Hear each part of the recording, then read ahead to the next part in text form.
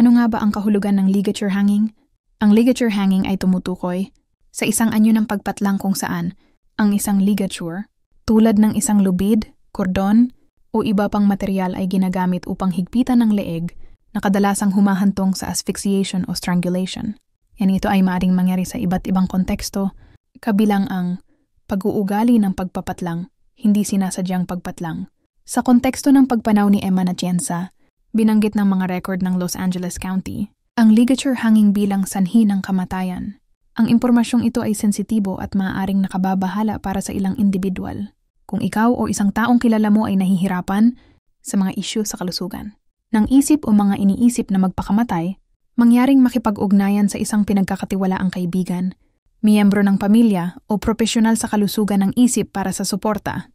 Kinumpirma ng kanyang pamilya ang nakakabagbag damdaming balita na binanggit ang ligature hanging bilang dahilan. Ipinagdiwang si Eman para sa kanyang pagiging bukas tungkol sa mga pakikibaka sa kalusugan ng isip na nagbigay inspirasyon sa marami. Sa magkasanib na pahayag na inilathala sa social media, si Kim Atienza, ang kanyang asawang si Felicia Hong, at ang kanilang mga anak na sina Eliana at Jose ay nagpahayag ng matinding dalamhati at nagbahagi ng taus-pusong alaala ni Eman.